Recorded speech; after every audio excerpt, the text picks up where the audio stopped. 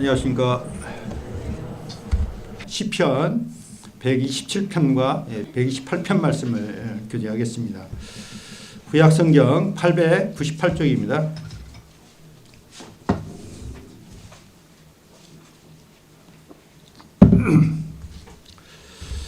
제 평생에 한 가지 꿈이 있었어요. 제 꿈은 성도님들이 알고 있을랑가 모르겠습니다만 세상에서 뭐 부유한 삶을 누리는 것을 꿈으로 꾸는 것도 아니었고, 그런다고 해서 어떤 놀라운 어떤 소망을 가지고 살았던 것은 아니었습니다. 제가 어렸을 때부터 평생 가졌던 꿈, 그 꿈을 제가 오늘 이야기하려고 하는데요. 저는 화목한 가정을 이루는 것이 평생 꿈이었습니다. 그래서 가정을 이룰 때 첫 번째 조건에 저와 이게 성격상으로 잘 맞을 수 있는 온화한 자매를 만나겠다. 그래야 싸움을 않고 살지 않겠어요? 평생 화목한 가정을 이루려면 서로 이렇게 제 거친 모습들을 받아줄 수 있는 사람을 만나야겠다. 그래서 이제 평생 아름다운 가정을 꾸미는 것이 제 꿈이었는데요. 제가 그 꿈을 이룬 것 같습니다. 그렇게 느끼십니까?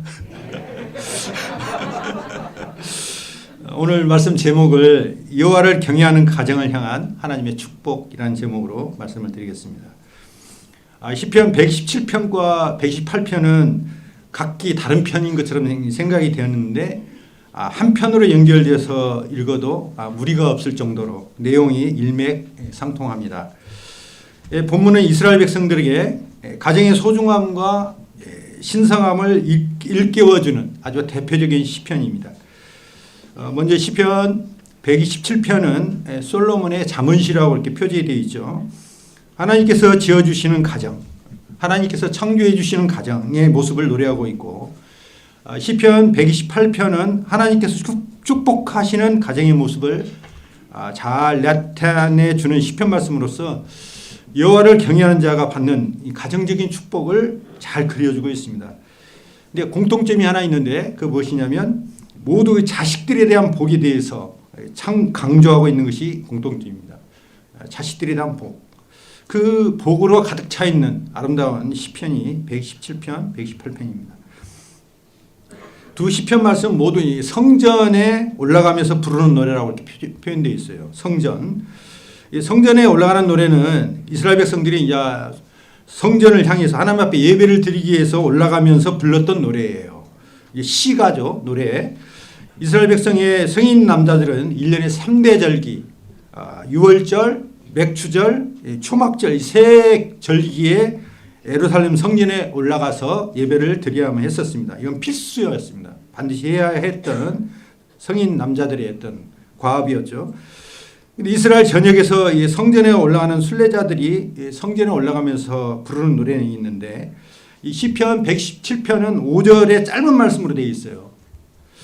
근데 우리 인생사에서 가장 중요한 가정에서 가족을 돌보고 세우는 일에 대하여 그 지혜를 주는, 어떻게 하면 가정을 세우고 잘 돌보고 세울 수 있는가에 대한 그 지혜를 주는 아주 중요한 말씀이고요. 시편 117편은 어떻게 하면 가정을 잘 세울 수 있을까에 대한 그 질문에 대한 답을 나타내주고 있는 말씀입니다. 그래서 1절, 2절 이렇게 표현되어 있죠. 여호와께서 집을 세우지 아니하시며 세우는 자의 수고가 헛되며 여호와께서 성을 지키지 아니하시면 파수꾼에 깨어있음이 헛되도다. 너희가 일찍이 일어나고 늦게 누우며 수고의 떡을 먹음이 헛되도다. 그러므로 여호와께서 그의 사랑하신 자에게는 잠을 주시는도다. 이렇게 되어 있습니다. 이 세 가지는 인생을 살아가면서 우리들에게 꼭 필요한 것들입니다.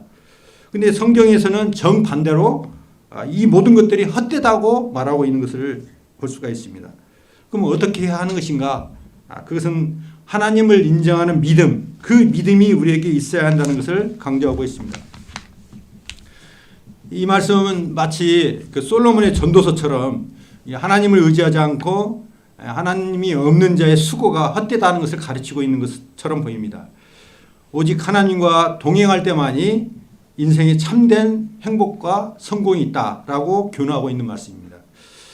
결국 인생의 모든 영역에서 결정적인 것은 하나님의 섭리를 인정하는 신앙, 이 신앙 가운데 사는 것이 진정한 지혜다라고 말씀하고 있는 것입니다. 이 가정을 비롯한 이 교회, 이 모든 공동체 안에서 행복하고 또 안전한 삶을 살 수 있는 비결, 그건 하나님이 베푸시는 보호와 손길에 달려 있는 것입니다. 인생이 아무리 자기 능력으로 수고하고 노력한다 할지라도 자신의 안전을 또 지켜보려고 노력한다 할지라도 파수꾼이 되신 하나님의 품 안에 거할 때만이 참된 안정과 평안이 있고, 또 노동 역시도 하나님의 도우심을 받을 때 비로소 의미가 있고 지속될 수 있다라고 하고 시편 기자가 말씀하고 있는 것입니다. 결국은 모든 결정권은 이 사람에게 달려 있다는 것이 아니라는 것이죠. 이게 내 생각, 내 뜻을 내려놓고 하나님, 창조하신 하나님의 그 뜻에 순종하며 살아갈 때 참된 자유 안에서의 행복과 안식을 누릴 수 있다. 이게 지혜인 것을 말씀하고 있는 것입니다. 그러면 하나님께서 세우시고 축복하시는 가정의 모습이 어떠한 모습일까 말씀해 보겠습니다. 첫 번째는 시편 117편 1절 3절에 있는 것처럼 하나님의 설계를 따르는, 하나님이 함께 하시는 가정을 꾸며야 한다는 것입니다. 하나님이 이 세상에 세우시는 공동체는 딱 두 가지입니다. 무엇이죠? 하나님이 인정하시는 공동체, 세우시는 공동체, 가정과 교회입니다. 국가는 원래는 하나님이 의도하시는 공동체가 아니었습니다. 창세기에 나타난 최초의 공동체가 바로 가정입니다. 이 가정은 하나님 보실 때 신앙의 토대가 되는 귀한 공동체인 것입니다. 그렇기 때문에 하나님께서 설계를 하신 거예요. 계획하신 겁니다. 그 설계를 따라 가정이 만들어진 거예요. 그러니까 이 가정의 공동체가 얼마나 중요한지를 알 수가 있는 것이죠. 성경을 보면 모세의 성막도 또 솔로몬의 성전도 건축할 때 그냥 지어진 것이 아니라 하나님이 주어진 설계도에 따라서 만들어진 거예요. 하나님이 계획하신 대로 행한 것입니다. 반면에 우리들도 동일하게 우리들의 가정 역시 하나님의 설계도 하나님 말씀에 따라서 가정을 영위할 때 축복이 있고 하나님께서 영광을 받으신다는 것입니다. 하나님께서 함께 하시지 않고 하나님께서 함께 하시지 않는, 세우지 않는 그 가정은 마치 파수꾼의 경성함이 허사가 되는 것처럼 무너질 수 있다는 것입니다. 117편은 그런 내용이고요. 128편에는 여호와의 도, 즉 하나님 말씀 안에 가정의 길이 있다라고 교훈하고 있습니다. 하나님 말씀 안에서 하나님의 가정을 이룰 수 있는 길이 있다. 그것을 교훈하고 있는 것입니다. 하나님 말씀 안에 가정에 대한 완벽한 하나님의 설계가 있는 것이죠. 여호와를 경외하며 또 하나님의 도인 말씀 안에서 진리를 따라 행할 때 하나님이 세우시는 진정한 가정의 모습을 우리가 살아갈 수가 있는 것입니다. 로마 제국, 그 강성했던 로마 제국, 4대 제국 중에서 가장 강성했던 그 위대한 로마 제국이 멸망했던 원인은 다른 것이 아니라 뭐 군사적인 이유, 뭐 정치적인 이유 그런 것이 아니라 성적인 타락으로 한 가정이 무너졌기 때문에 무너진 것입니다. 당시 로마 철학자인 세네카가 이렇게 했습니다. 그래서 그 세네카도 가정의 소중함을 역설했어요. 가정이 무너지면 나라가 무너지는 것입니다. 30년이 넘도록 군 생활을 하다가 아내와 약속을 지키기 위해서 아프가니스탄, 이라크 전쟁을 승리로 이끈 사람이 프랭크스 장군인데요. 이 사람이 이제 그 도널드 럼스펠드 국방장관이 워낙 유능하니까 1년만 더 참모총장직을 수행해달라고 요청을 했습니다. 근데 그분은 그 명예로운 미 육군 참모총장의 명예보다도 아내와의 약속이 더 소중하다고 여겼기 때문에 그가 그것을 거절했어요. 참모총장직이 1년 더 연기하는 것을 거절하고 아내와의 약속을 지켰다는 것입니다. 하나님을 믿는 사람은 무엇이 중요하고 무엇이 우선순위인가를 알고 행하는 사람들입니다. 오늘날 교회와 가정 안에 많은 문제들이 있어요. 왜 그럴까요? 그 이유는 이 사단이 가장 중요한 공동체라고 여기는 가정과 교회의 모든 공격을 집중하기 때문에 그렇습니다. 마귀는요, 우리 가정이 깨어지기를 원해요. 무너지기를 원합니다. 그리고 우리 교회에도 가장 사탄의 공략이, 하여 말해서 화살이 가장 많은 데가 이 교회 공동체예요. 그래서 많은 문제가 생기는 겁니다. 행복한 가정은, 또 행복한 교회는 서로의 노력이 없이는 이루어질 수가 없는 것이죠. 아무리 아름다운 정원도 3개월만 방치하게 되면 무성한 잡초가 우거지는 것처럼 우리의 가정도 우리의 마음도 가꾸고 다루지 않으면 여러 가지 시기와 미움과 질투의 잡초들이 자라나서 무너지게 되는 것입니다. 두 번째는 시편 128편 3절에 나와 있는 것처럼 사랑의 돌봄이 있는 가정, 이것을 말씀하고 있습니다. 마르틴 루터는 시편 128편을 굉장히 좋아했어요. 그래서 그 시편 118편을 마르틴 루터는 뭐라고 표현했냐면 결혼의 노래 이렇게 표현했습니다. 결혼의 노래. 가정의 모습을 표현하고 있는 것이죠. 아름다운 가정의 모습, 결혼을 하는 목적, 결혼을 하는 그 뜻을 의미하는 노래라고 표현하고 있습니다. 128편 3절을 보시면 이 가정의 구성원들이 이 축복 가운데 거하고 있는 한 폭의 아름다운 그림을 그리고 있습니다. 마치 아름다운 정원에 생명으로 충인한 나무들이 어우러져 있는 아름다운 모습을 연상시켜주고 있습니다. 시편 기자는 아내의 모습을 결실한 포도나무라고 이렇게 표현하고 있습니다. 시적 표현이죠. 왜 아내를 포도나무로 비했을까라고 생각을 해보니까 이 포도나무는 혼자 설 수가 없어요. 그렇죠? 나무가 연약해서 무언가 의지해야만 설 수 있는 나무예요. 포도나무는. 또 근데 풍성한 포도 열매를 주는 나무입니다. 그래서 사실 포도나무는 꽃이 아름답거나 또 뭐 제목으로 쓸 수 있는 그런 나무가 아닙니다. 그럼에도 불구하고 에스겔 15장에 보면 포도나무가 다른 나무보다 나은 것이 무엇이랴 이렇게 대묻습니다. 포도나무의 존재 이유는 열매에 있는 것입니다. 이스라엘 사람들은 풍성하고 아름다운 열매를 맺고 있는 이 포도나무를 좋아하고 즐거워했습니다. 하나님의 축복 가운데 아름답게 살고 있는 아내의 모습. 성경에서 생명으로 충만한 결실한 포도나무로 비유하고 있는 것입니다. 그런데 아내들이 생명으로 충만한 결실한 포도나무 같으려면 전제 조건이 달라요. 왜 그렇게 풍성한 열매를 얻기 위해서는 바로 남편의 사랑이 필요한 것입니다. 아내는 남편의 사랑을 먹고 사는 존재인 거예요. 사랑을 의지해서 아름다운 열매를 맺을 수 있는 존재라는 것입니다. 연약한 존재라는 것입니다. 남편의 사랑이 없다면 아무리 재물이 많다 할지라도 결코 행복할 수가 없는 것입니다. 남편의 사랑 안에서 아내들은 진정 행복을 느낄 수 있고 삶에 대한 충실한 생명감을 느낄 수가 있는 것입니다. 또 식탁에 둘러앉은 자녀들의 모습을 시편 기자는 이렇게 표현하고 있습니다. 어린 감람나무. 자녀들은 어리죠. 어린데 감람나무예요. 왜 감람나무일까? 싱그럽고 푸르고 건강하게 무럭무럭 자라는 것을 뜻하는데요. 감람나무는 이 기름을 생산하는 나무입니다. 감람유라는 아름다운 기름, 향기로운 기름을 생산하는 나무이기 때문에 그렇습니다. 또 감람나무는 끈질긴 생명력을 갖고 있는 나무입니다. 그래서 우리는 감람나무처럼 우리 자녀들이 풍성한 생명력을 가진 위대한 가능성이 있는 제목으로 자라려고 하기 위해서는 부모가 어떤 사랑으로 자녀들을 양육하느냐에 따라 달려있다는 것이죠. 그래서 시편 52편 8절에 시편 기자는 이렇게 표현하고 있습니다.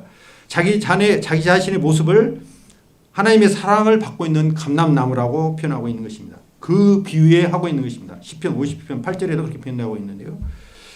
주님의 사랑 속에서 감람나무가 키워져 가듯 부모의 사랑 안에서 자녀들의 삶이 아름답게 만들어져 가는 것입니다. 셀린 디온이라는 미국의 유명한 가수가 있습니다. 팝 가수였는데요. 이분은 노래를 잘하는 사람들에게 붙여주는 표현이 디바라는 표현을 씁니다. 디바 셀린 디온. 이 여가수는 세계적으로 1억 4천만 장의 앨범을 판매했던 아주 전무후무한 그런 가수인데요. 그분은 어떤 사람이냐면 1997년도 영화 타이타닉의 주제가 My Heart Will Go On이라는 그 노래를 불렀어요. 그 노래 잘 아시죠? 모르십니까? 타이타닉 그 주제가 이렇게 주인공이 이렇게 잡을 때 노래 나오는 거 기억나시잖아요. 그 노래 부른 가수예요. 셀린 디온이. 근데 그가 갑자기 은퇴를 99년에 은퇴선을 했습니다. 97년에 그 막 세계적인 히트를 했던 노래인데 99년에 갑자기 나는 은퇴하겠다라고 했어요. 그 은퇴 이유가 뭐였냐면 남편이 후두암을 걸려서 그 남편을 돌보기 위해서 갑자기 은퇴하게 됩니다. 셀린디온은 자기의 기자들한테 이렇게 이야기를 하게 됩니다. 내가 이 자리에 설 수 있었던 그 가장 큰 힘은 남편의 도움 때문이었다. 내가 12살 때 노래 테이프를 들고 후원자를 찾았지만 아무도 나를 도와준 사람이 없었다. 무명 가수였기 때문에 그러죠. 근데 지금의 남편이 자기 전 재산을 다 팔아가지고 음반을 만들어줬어요. 헌신적으로 도와줬습니다. 그가 세계적인 가수가 된 겁니다. 근데 그가 후동암으로 이제 걸려서 아내의 손길이 필요하잖아요. 근데 유명한 가수이기 때문에 얼마나 바쁘겠어요? 그러면 그 은퇴를 하지 아니하면 남편을 돌볼 수가 없는 환경이었던 것이죠. 그래서 내가 지금까지 평생 살아오면서 많이 진 그 빚을 갚기 위한 남편의 따뜻한 손길을 내가 베풀어 줘야 할 때가 됐기 때문에 나는 나의 성공보다도 남편의 사랑이 저에겐 더 중요하다. 그렇기 때문에 남편의 도움을 주기 위해서 설령 남편이 나에게 더 이상 도움이 되지 않다 하더라도 내가 남편에게 도움 줄 이 시기에 그 곁을 지키며 도와야 하기 때문에 제가 은퇴를 합니다라고 하는 것을 볼 수가 있었습니다. 세 번째로는 시편 128편 5절 6절에 나와 있는 것처럼 축복의 계승이 있는 미래가 있는 가정을 말하고 있습니다. 최대의 저주는 미래가 없다는 것이죠. 미래가 없는 것은 정말 불행한 것입니다. 자녀는 가정의 미래예요.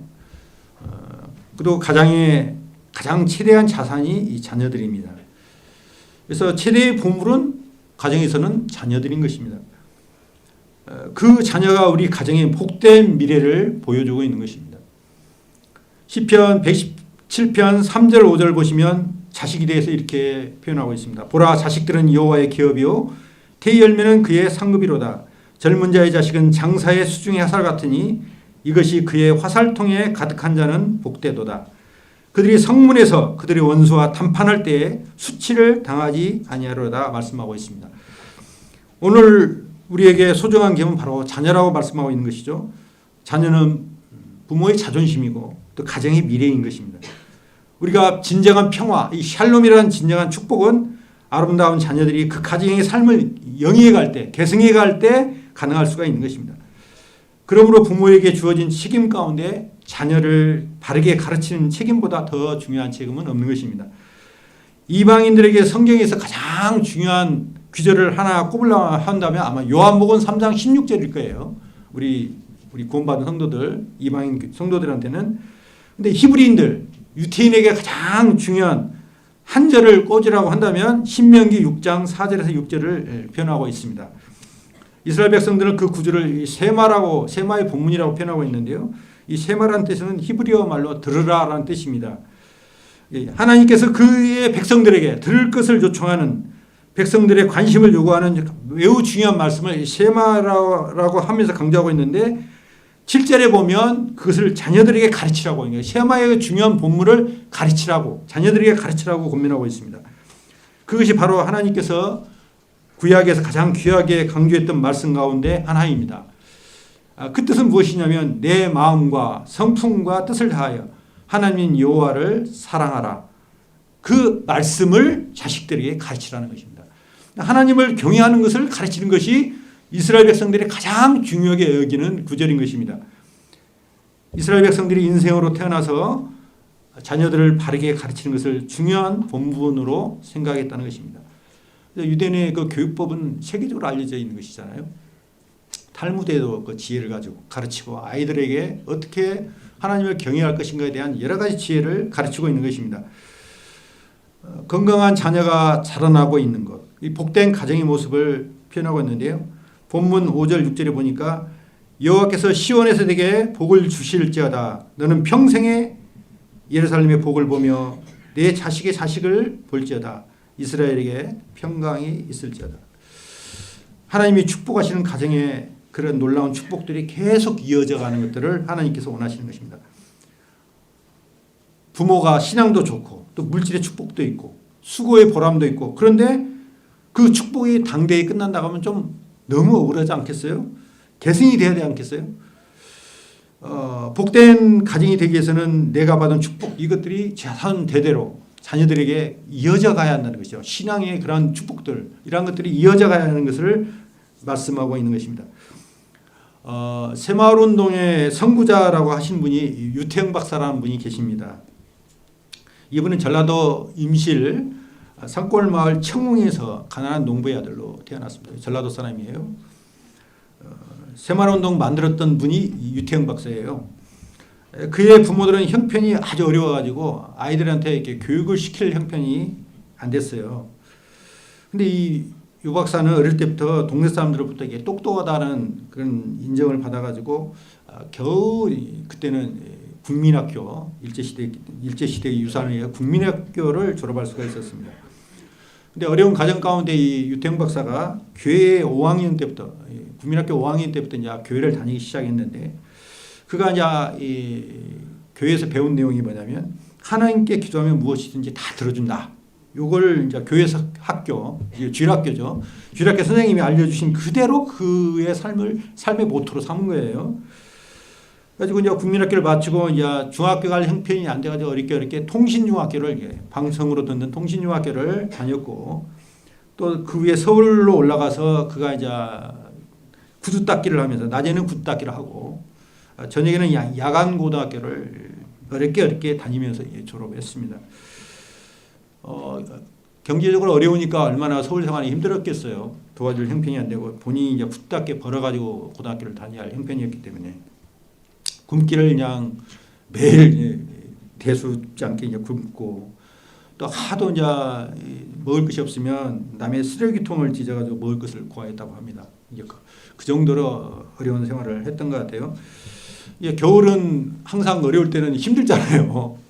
동장군이라고 표현하는 그 겨울에는 어떤 보온이 안 돼갖고 냉방에서 내의도 없이 이렇게 생활을 해야 했던 삶이었고 그렇기 때문에 너무 추워서 잠을 못 자서 잠을 못 자니까 추우니까 이제 서 있는 거죠. 옷을 입고 이제 동동구르면서 이제 밤이 지새도록 이렇게 서 있다가 새벽에는 교회에 갑니다.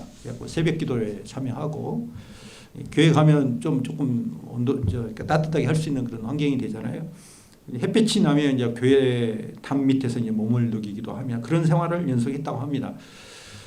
근데 그런 상황에서도 그가 언제나 하나님을 믿고 감사를 드리는 삶을 살기를 희망했고 그런 삶을 살도록 노력했습니다. 그가 그렇게 하나님 말씀을 지키고 의지하니까 비록 그 과정은 무척 힘들었지만 하나님의 인도하심으로 말미암아 미국, 이스라엘, 덴마크에 이제 유학을 가서 이 박사학위를 받을 수가 있었던 것입니다. 그가 하나님을 어릴 때부터 경외하고 꿈을 가지고 기도에 힘썼던 것들이 그가 형통의 비결이었다고 그가 나중에 자서전에 이제 기록한 것을 볼 수가 있었습니다. 그의 삶들은 아무런 희망이 없는 암울한 삶이었지만 그가 하나님을 의지하고 하나님을 바로 섬기고 그분 말씀에 순종하며 감사하는 삶을 살 때 그 어려운 가운데서도 하나님께서 길을 보여주시고 피할 길을 주시고 그를 형통케 하셔서 오늘날 우리가 이만큼 부유하게 살 수 있는 농촌 생활운동의 가장 아름다운 대표적인 운동 이 새마을운동의 선구자가 될 수 있었던 이름을 족적을 남길 수 있는 인물이 되었다고 합니다. 사무엘하 7장 29절에 이런 표현이 있습니다. 주의 종의 집에 기꺼이 복을 주셔서 그것이 주 앞에서 영원히 지속되게 하소서. 다시 한번 읽겠습니다. 사무엘하 7장 29절 주의 종의 집에 기꺼이 복을 주셔서 그것이 주 앞에서 영원히 지속되게 하소서. 저도 이렇게 살고 싶습니다. 저희 아이들이 부모의 신앙을 따라 잘 섬기고 또 아름다운 가정을 이루고 더 후대까지 연결되는 그런 아름다운 주님 오실 때까지 그것이 계속되기를 소망합니다. 넷째는 시편 128편 2절에 있는 말씀입니다. 수고와 보람이 있는 가정. 이것을 말씀하고 있습니다. 우리가 삶을 살면서 경험하는 가장 커다란 인생의 허무가 무엇일까? 그것은 내가 아무리 노력하고 수고한다 할지라도 수고의 대가를 거두지 못할 때 허무함을 느낍니다. 근데 아침에 일어나서 저녁 늦게까지 애쓰고 노력하고 최선을 다하여 땀을 흘리지만 그 결과가 없다면 얼마나 헛됩니까? 그래서 시편 118편은 117편과 대조적으로 117편은 시작할 때 허무한 것에 대해서 이야기를 하고 있는데 118편은 내가 내 손이 수고한 대로 먹을 것이다 이렇게 했어요. 수고의 결과를 누리는 삶을 이야기하고 있습니다. 118편 1절에 보니까 어떻게 하면 그 수고의 결과를 누릴 수 있을까에 대한 비결을 118편 1절에 표현되어 있어요. 여호와를 경외하며 그의 길을 걷는 자마다 복이 있도다. 내가 내 손이 수고한 대로 먹을 것이라. 내가 복되고 형통하리로다. 여호와를 경외할 때 내 가정의 행복의 처방을 말하는 하나님의 말씀, 또 진리의 도를 따라 행할 때 수고의 결과가 있는 것입니다. 결국은 하나님으로부터 이 수고의 결과를 누리려면 하나님을 경외하고 사는 삶, 우리 성도들이 사는 삶이 수고의 결과를 얻는 복된 삶이다 이야기입니다. 시편 118편 1절에 그렇게 표현하고 있죠. 그런 모습이 그림으로 하나 표현한다면 아마 밀레의 만종의 모습이 아닌가 생각합니다. 밀레의 만종의 모습 기억하시죠? 온종일 이제 수고의 땀을 흘린 부부가 집으로 돌아갈 무렵에 멀리서 교회 저녁 종소리가 이렇게 들리는 가운데 일을 끝낸 부부는 종소리를 들으면서 하나님 앞에 조용히 기도를 하는 모습, 그림 기억하시죠? 남자는 머리에 있는 모자를 벗고 여자는 수건을 쓰고 있는 기도하는 그 석양에 밀려오는 교회 종소, 멀리 교회가 그려져 있고 교회 종소리의 모습을 들으면서 하루를 마감하는 그런 모습. 종일 땀을 흘리고 수고를 다한 후에 수고에 대한 결실을 맺게 해주실 하나님을 바라보면서 감사의 기도를 드리고 있는 부부의 모습. 이 모습이 하나님이 성경적으로 말씀하고 있는 가장 아름다운 모습이 아닐까라는 생각이 들었습니다. 밀레는 복된 가정이 수고와 보람이 있는 가정임을 깨달았기 때문에 그 가정의 근본적인 그 축복의 근원은 하나님을 경외하는 마음, 하나님께 감사한 마음으로 하루를 마감할 때 그것이 봉이 아름다운 결과다라고 하는 것을 아는 사람이었던 것 같아요. 그래서 그러한 그림을 그렸던 것으로 생각이 듭니다. 하나님의 뜻을 쫓아서 감사하면서 하나님의 말씀을 따라 가정을 세우시기를 우리 성도님들, 저와 성도님들 동일하게 원합니다. 시편 118편 1절에서도 여호와를 경외하며 그 도에 행하는 자마다 복이 있다라고 표현하고 있고 4절에는 여호와를 경외하는 자는 이같이 복을 얻으리로다 이렇게 표현하고 있습니다. 결국은 여호와를 경외하고 여호와의 도를 행하는 삶, 이것이 행복의 근원인데 여호와를 경외한다는 것은 수없이 많이 강단에 말씀을 드렸지만 하나님을 높이는 것이죠. 섬겨드리는 것입니다. 하나님의 놀라운 복을 받기를 원하는 성도님들은 하나님을 경외하시면 하나님께서 축복해 주실 거라 저는 믿습니다. 왜냐하면 우리의 삶의 기준이 하나님 말씀이기 때문에 그렇습니다. 길이를 재려면 자가 필요하잖아요. 어떤 길을 재려면 자가 있어야 그 길을 알 수가 있죠. 무게를 재려면 저울이 필요합니다. 마찬가지로 구원받은 성도의 삶에 있어서 그 척도는 하나님 말씀인 거예요. 내 생각과 내 기준이 아니라는 것입니다. 저의 삶의 기준도 아니에요. 하나님 말씀대로 하면 되는 것입니다. 구원받은 성도의 삶의 기준은 하나님 말씀이라는 걸 너무나 잘 알고 있어요.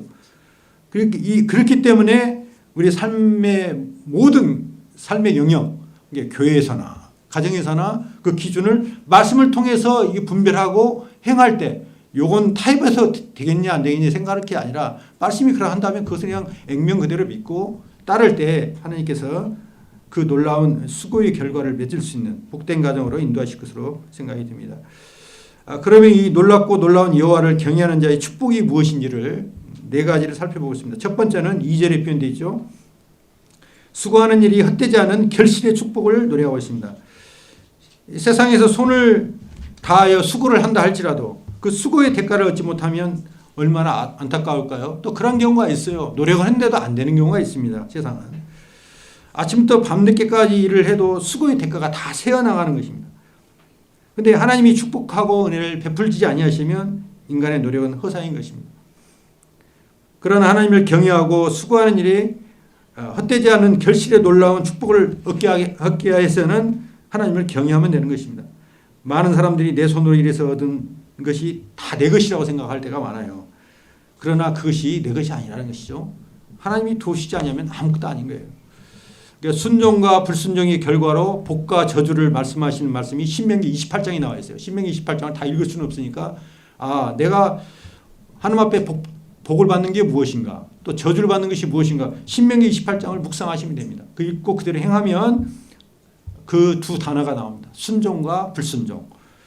학계 1장 9절에 보시니까 내가 많은 것을 바랐으나 도리어 적었고 저희가 그것을 집으로 가져갔으나 내가 불어버렸다고 말씀하고 있습니다. 하나님을 경외하지 않는 이스라엘 백성들에게 축복이 아닌 저주를 말씀하고 있어요.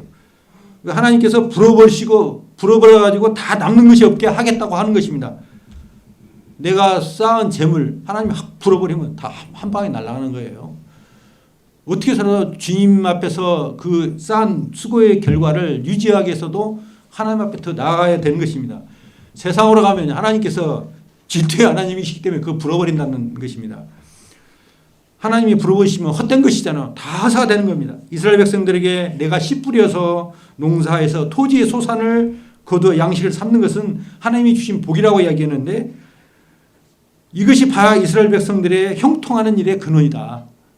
너희가 아무리 노력하고 스스로 그것을 수고의 결과를 얻으려 할지라도 내가 도우지 않으면 너희들은 헛된 일이다라고 말씀하고 있는 것입니다. 그게 어찌 이스라엘 백성들의 문제만 되겠습니까? 우리 성도님 모두에게 해당하는 말씀이라고 생각합니다. 두 번째 경영하는 가정의 축복은 가족의 화목한 축복을 말씀하고 있습니다. 제가 이걸 꿈꾸었는데요. 3절에 표현되어 있죠. 3절 내 집 안방에 있는 내 아내는 결실한 포도나가 품며 내 식탁에 둘러앉은 자식들은 어린 감람나무 같으리로다. 가정의 복을 말씀하는데 먼저 아내를 먼저 말씀하고 있습니다. 아내가 더 중요하다는 거예요. 먼저의 우선순위가 아내가 되는데 잠언 19장 14절을 보시니까 집과 재물은 조상에게서 상속하거니와 집과 재물은 아버지 또 위로부터 상속이 되잖아요. 그렇지만 슬기로운 아내는 여호와께로부터 말미암니라. 슬기로운 아내는 여호와께서 허락하신다는 것입니다. 상에 둘린 자식은 부모님 말씀에 순종하는 아름다운 자녀의 모습을 그리고 있습니다. 아침과 저녁에 수고하여 다 같이 일하는 온 식구가 한 상에 둘러앉아 가지고 먹고 마시며 오손도손 살아가는 것이 아름다운 축복이라는 것입니다. 가족은 내가 돈으로 살 수 있는 것이 아니에요. 하나님 여호와를 경외하는 자에게 주시는 복이라고 합니다. 사랑하는 성도님들에게 가족이 있습니까? 그건 하나님이 주신 아름다운 축복인 것입니다. 더욱이 하나님이 믿는 자녀들을 두고 있는 가정은 더 축복된 가정인 것이죠. 너무나 큰 복인 거예요. 자녀들이 주님 안에 다 들어와 있다는 거 얼마나 아름다운 복인 거예요. 한번 생각해 보십시오. 하나님께서 너에게 조건을 걸어서 너의 아이들이 구원받는 것을 허락하는 것을 원하느냐? 설령 구원받지 못하더라도 우리 이병철 회장처럼 돈을 몽땅 준 것을 원하냐? 아마 성도님들 이병철 회장처럼 그 선택하시겠어요? 아이들이 직구하는 것은 막아야 할 거 아니겠어요? 그렇기 때문에 아이들이 구원받는 것이 그 수많은 재물을 하나님께 허락하신 것보다 더 복되다는 것입니다. 그래서 우리 구원받은 성도들 가정에 아이들이 구원받았다. 정말 복받은 사람이구나 하는 것을 실감해야 돼요. 너무 평범한 축복이라고 구원받은 건 당연한 것이 이렇게 생각하시지 마시고 정말 아이들이 주님 안에서 바르게 자르고 구원받고 또 하나님을 아름답게 섬겨하는 모습 보는 것이야말로 정말 축복이다라는 생각이 듭니다. 세 번째는 신령한 복을 허락하신다고 하십니다. 5절에 보시니까 여호와께서 시온에서 내게 복을 주시을지어다. 너는 평생에 예루살렘의 번영을 보며. 시온은 잘 알다시피 예루살렘을 상징하고 있는 것이죠. 하나님의 성전이 계시는 지상의 처소죠. 오늘날 교회를 말하고 있는데요. 나아가 또 하나님의 도성인 하늘의 예루살렘을 상징하고 있습니다. 여호와께서 시온에 주시는 복, 이것은 신령한 복입니다. 영적인 축복을 말씀하고 있어요. 신령한 공동체를 통해서 얻게 하는 거예요. 우리가 이렇게 오늘 이 아침에 각기 가정에 생활하고 사회 생활에 지친 육신을 끌고 피곤한 육신을 끌고 하나님 앞에 예배하기 위하여 또 성도들과 교제하기 위하여 모였잖아요. 말씀을 듣기 위해서 모였는데 이 교회 안의 공동체를 통해서 하나님이 주신 복이 놀라운 복이 있는 거예요. 왜냐하면 그 교회의 비밀을 알기 위해서는 에베소서 말씀을 아주 묵상하면 이 교회라는 축복이 얼마나 큰지를 알 수가 있는 것이죠. 에베소 처음에 이 교회의 축복이 그냥 단순한 어떤 건물 이런 정도에서 우리가 모인다 이런 개념만 생각하고 저도 생각을 했는데 에베소 말씀을 먼저는 성도님들 통해서 읽고 묵상하면서 보니까 우리 주어진 축복은 예수 그리스도가 가장 소중하게 여기는 신부인 그 교회의 축복이 우리에게 허락하셨다. 더군다나 우리가 유대인이 선택된 선민이었고 우리는 이방인에 불과했지만 그 이방인들에게 줄 수 없는 그런 놀라운 축복을 예를 들어서 결혼 혼인잔치에 있어서 유대인들은 들러리를 쓰는데 혼인잔치에 들러리 보조하는 역할을 하는데 주인공이 신부인 교회에 우리에게 허락하신 그 축복은 그걸 할 때 이제 마음이 막 부풀어 오르는 생각이 들었었어요. 옛날에 에베소서 말씀을 들으면서 내가 보통 사람이 아니구나 이런 생각이 들었었습니다. 근데 그 축복뿐만 아니라 제가 이제 구원받을 때 저는 이제 지옥에서 면피하는 그것만의 막 사제의 축복이 너무 컸었어요.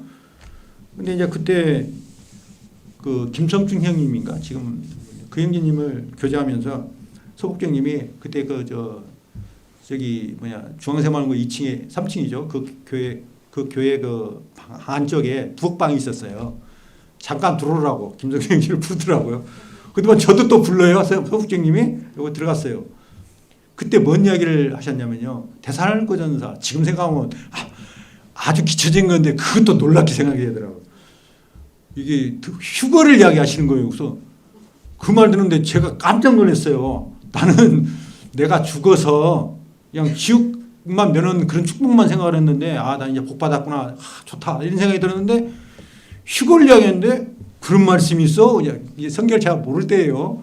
그러니까 있더라 이 말이에요. 우선 그 휴거를 통한 예수님을 만난 그 교회의 축복에 대해서 조금 이야기했는데 제 삶이 그 말을 들으니까 조금 더 달라졌어요. 내가 받은 것이 그냥 이 세상 삶 가운데에서 조금 더 노력하고 시간을 들이고 막 이런 것만 축복이 아니라 이게 내가 받아야 할 축복이 어마어마한 것이구나. 이거 이렇게 땅을 파다 보니까 금이 보이는 것 같은데 캐보니까 이게 다이아몬드 막 몽땅 돼 있는 것 같은 그런 횡재한 느낌이 있잖아요. 그러면서 이런 이야기를 하셨어요. 선생님이 했던 이야기 제가 기억나는 거 뭐냐면 어떤 모친님한테도 그런 이야기했지만 우리는 땡 잡은 사람입니다. 그래요. 땡. 땡이 뭔 말인지 아세요? 장땡 잡은 사람입니다. 왜 그러냐? 우리가 교회 생활 30년을 한다 하더라도요. 주님 앞에 드린 시간을 싹 합치면요. 1년이 안 된다는 거예요. 우리 지금 3시간 주님 앞에 드린 거예요. 오늘 3시간 해가지고 이걸 계산을 해가지고 제가 30년 계산해도 1년이 안 된다는 거예요. 1년 노력해가지고 어마어마한 복을 받는 게 땡 잡는 거 아니냐고 이야기를 하시던데 그게 공감이 됐어요. 저도 우리가 뭐 교회를 와서 주님 앞에서 섬기고 교회 신부로서의 축복을 우리가 누리는 데 있어서 많은 수고를 한 것 같이 생각하는데 시간으로 계산해 보니까 1년이 안 되는구나 그 생각이 드는 거예요. 1년 노력해가지고 영원한 삶을 우리가 얻는 그 축복을 얻는다면 정말 땡 잡은 거 아니겠어요? 지금 복 받은 거예요. 사실 우리 성도님들이. 근데 우리가 교회가 1시간 나오는 것도 주님 앞에 드린 걸 그렇게 생각하고 딴 데 가서 시간을 보내고 이거 주님 생각할 때 얼마나 안타깝게 생각하겠습니까? 그러한 그 신령한 복에 대해서 이야기하고 있는 것입니다. 이 신령한 복은요. 개개인을 통해서도 받는 복이 있지만 교회를 통해서도 받는 복이 있어요. 그래서 요한계시록 보면 교회에 대해서 평가를 하잖아요. 그 낱개로 평가하는 것은 물론 개인 영적 심판을 할 때 우리 상급 심판할 때 개인대로 심판을 하지만 교회를 통해서도 축복하고 심판하신다는 거예요. 남원 서문교회는 우리 성도님들이 다 대표 선수들인 거예요. 그래서 주님께 생각할 때 남원 서문교회하고 축복하면은 평가하시면 그 우리 소위 그 교회 안에 우리가 들었기 때문에 그 교회에 대한 평가가 다 나의 영예가 되는 것이잖아요. 남원 서문교회는 사랑이 많고 그렇게 주님이 평가하신다면 우리는 사랑 많은 성도로 인정받는 것입니다. 그렇죠? 우리 교회란 남원 서문교회는 공동체가 그만큼 소중하고 중요하다는 것입니다. 그 신령한 축복 공동체를 통해서도 받기도 한다라는 것을 말하고 있는 것입니다. 시온을 통해서 얻는 그 축복. 이스라엘의 모든 복은 여호와께로 말미암고 그 여호와의 집 성전으로 말미암아 주시는 복을 말씀하고 있는 것입니다. 그 복을 영원토록 평생토록 누린다고 하는 것을 말씀하고 있는 겁니다. 여호와를 경외하는 그 가장 사는. 역대하 31장 21절을 보시니까 그가 행하는 모든 일 곧 하나님이 전에 수종 드는 일이나 율법에나 계명에나 그의 하나님을 찾고 한 마음으로 행하여 형통하였더라 이렇게 되어 있어요. 뭐냐면 하나님 전에서 수종 드는 일. 이스라엘 백성들은 성전에 가서 예배 드릴 때 수종을 드릴 거예요. 수종 드는 일이 얼마나 와요? 염소를 끌고 간 사람도 있을 것이고 염소 똥도 치우는 사람도 있을 것이고 그처럼 피를 또 치우는 일도 있을 것이고 가죽을 제사장처럼 막 가죽을 빗겨가지고 재물을 드리는 그런 역할을 하는 사람과 수많은 일을 해야 돼요. 그게 제사장만 일을 하는 게 아니라 수많은 그 유대인들이 일을 해야 되는데 그 일을 하는 과정에 있어서 하는 모습들, 교회 안에서 우리가 수종드는 일들이 얼마나 많아요. 작은 일들, 주방에서 식사를 준비해야 되고 청소를 해야 되고 여러 가지 자잘한 일들, 안내해야 되고 관리해야 되고 시설도 돌봐야 되고 이런 것들이 허드렛 일이 아니라는 것입니다. 하나님께서 인정하시는 복된 과정이 하나의 한 부분이라고 생각합니다. 일심으로 수종을 드는 것에 하나님께서 복을 주시겠다고 말씀을 통해서 약속하셨어요. 시편 118편 26절에 이렇게 표현되었습니다. 여호와의 이름으로 오는 자가 복이 있으며 우리가 여호와의 집에서 너희를 축복하였도다. 다시 한번 읽겠습니다. 여호와의 이름으로 오는 자가 복이 있다. 우리가 여호와의 이름으로 여기 모였잖아요. 우리가 여호와의 집에서 몸된 교회 안에서 너희를 축복하였도다. 하나님이 말씀하신 것입니다. 우리가 주님 앞에서 여러 가지 일을 통해서 하나님을 섬기죠. 참여하는 것도 주님 앞에 섬기는 일이지만 그 외에 또 이 섬기는 것이 여러 모양으로 있는데 말씀을 전하시는 성도들도 있고 여러 모양으로 있는데 그런 것들에 하나님께서 축복하시겠다고 약속하신 거예요. 제가 하는 이야기가 아니라 시편 118편 26절에 나와 있는 말씀입니다. 하나님 말씀입니다. 네 번째는 6절에 있는 말씀입니다. 내 자식의 자식을 볼지어다 이스라엘에게 평강이 있을지어다. 장수와 번성과 평강의 복을 허락하신다고 말씀하고 있습니다. 자식의 자식은 손자 손녀일 수도 있습니다. 장수의 복을 말하기도 합니다. 믿음의 가문의 전통이 이어지는 축복을 말하고 있는 것입니다. 127편 3절에서는 자식을 가진 자의 축복에 대해서 교훈하는데 보라 자식들은 여호와의 기업이요 태의 열매는 그의 상급이로다.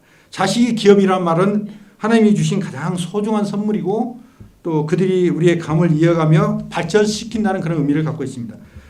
태의 열매는 주님께서 그를 경외하는 자에게 주신 상급이고 하나님께서 약속하여 주신 선물인 것입니다.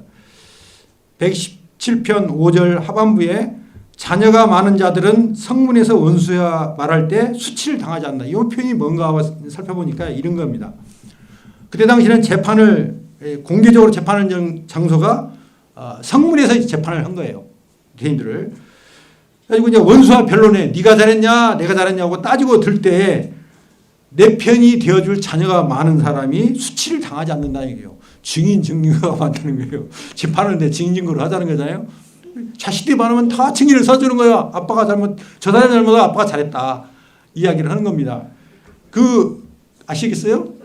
그런 의미가 있어요. 여기서 우리 모임에 다산이라는 호를 갖고 있는 두 가정이 있잖아요. 김한혜 형제, 박도 형제가 네 명이 다산이라고 할 수가 있죠. 그 다음에 3명이 있는 우리 안항이 가정이 또 있잖아요. 그게 난 생각이 안 나요. 그까지만 언급하겠습니다. 정말 키우기는 힘들죠. 한 사람 한 사람 키우기가 얼마나 힘들겠어요. 성도님들은 구도자가 많으니까 너무 좋다고 생각하는데 얼마나 힘들겠어요. 부모 입장에서는. 그지만 그걸 키워놨을 때예요. 정말 자식이 많으면 복인 거예요. 저희 장모님이나 저희 어머님이 어려움을 당할 때요. 보험이 없어요. 저희 장모님은. 암보험, 실비보험 이런 거 전혀 없어요. 그래도 불안하지가 않아요. 왜 그런지 아세요? 가정이 4가정이나 되는데 십시반 나누면 되는 거 아니겠어요? 자식들이 보험이에요. 그런 생각이 들으면 자식들이 많은 우리 소망의 성도님들은 복 받은 겁니다. 그렇죠? 노후가 다 보장이 된 거잖아요. 꼭 연금만 들어야 노후 보장이 되는 겁니까? 어머님 계시지만은 필요하면 저희 장남한테 SSS 치면 다 해결합니다. 내일에 큰 돈이 나니까 알아서 해. 그러면 장남님 제가 십시일반 다 걷어갖고 다 해결합니다. 그렇게 그러니까 자식 키우는 거잖아요. 그 어려운 시기에. 옛날 우리 어르신들 보면 최소한 저희 애가 쪽도 막 정확히 기수도 보면 9명인가 돼요. 삼촌 애숙모 해가지고 계산한 게 9명 정도 됐어요. 식구가. 얼마나 이제 어려울 때 도움이 되겠어요. 근데 이제 저는 좀 손자 손녀가 없기는 합니다만 그래도 2 딸이 있잖아요. 저도 외롭지 않습니다.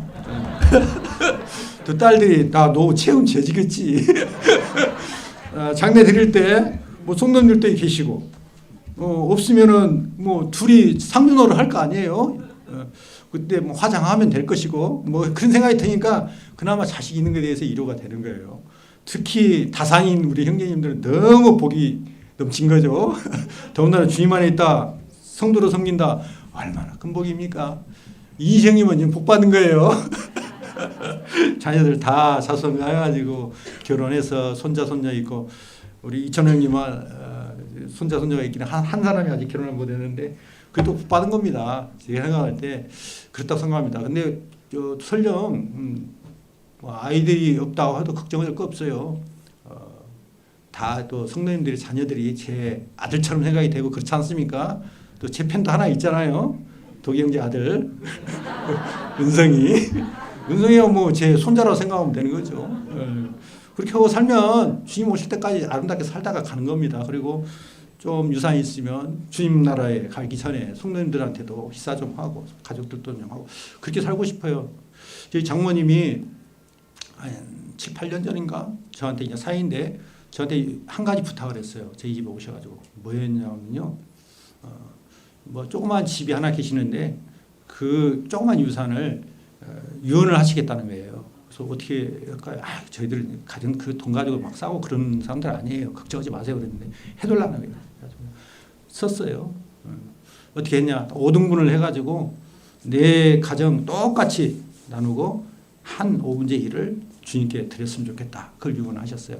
그걸 유언한 것을 전화번호 밑에다 딱 지금도 놓으신 거예요. 자녀들한테 그 유언을 하신 겁니다. 그 마음이 뭘 거라고 생각해요? 저는 이런 생각합니다. 혹시 많지 않은 재산이지만 그 돈 갖고 형제들의 의가 상할까? 그걸 염려한 거예요. 그리고 지금까지 어려운 가정 가운데서도 이렇게 복 주신 가족들이 다 주님 안에 있는 것에 대한 주님께 감사한 마음으로 내가 5분의 1, 10의 2조를 주님 앞에 드리고 싶다. 그걸 유언하신 거예요. 제가 보면서 내가 감동을 먹었어요. 그래서 제가 뭐 정식적인 뭐 유언서는 아니지만 제가 나름대로 이렇게 형식을 갖춰서 이렇게 해드렸습니다. 사랑하는 성도님들, 자식 많은 것을 복으로 여기십시오. 또 주님 안에 있다면 더 큰 복으로 여기시면 됩니다. 창세기 50장 22절에서 23절 보시니까 요셉이 그 아비의 가족과 함께 애굽에 거하며 110세를 살며 에브라임의 자손 3대를 보았다. 에브라임의 자손 3대를 보았고 므낫세의 아들 마길의 아들들도 요셉의 스라에서 양육되었다. 이렇게 표현되어 있어요. 요셉이 장수하고 자손의 번성을 보았어요. 참 복받았다. 요셉은. 그렇게 생각합니다. 모세는 하나님을 경외함으로 120세까지 눈을 흐리지 않고 장수하였다고 표현되어 있어요. 신명기 34장 7절에 기록되어 있는 것을 보니까 여호와를 경외하면 장수하고 자손의 번창으로 이스라엘 나라가 평강을 누리게 된다. 이렇게 표현되어 있습니다. 자손이 번성하는 것 보는 것 아름답습니다. 그 아름다운 말씀을 시편 118편에 잘 작은 구절이지만 그리고 6절밖에 안 되지만 핵심적으로 요약을 해서 시적으로 표현한 겁니다.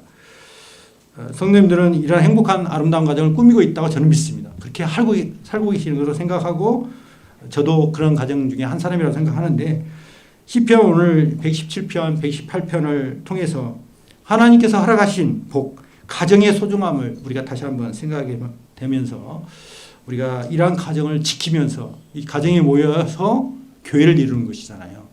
교회, 가정, 이건 하나님이 설계하신, 계획하신 것이다. 이걸 잘 지키는 사람이 지혜자이고 승리자이라는 생각이 듭니다. 이 말씀을 제가 드리고 싶었습니다. 감사합니다.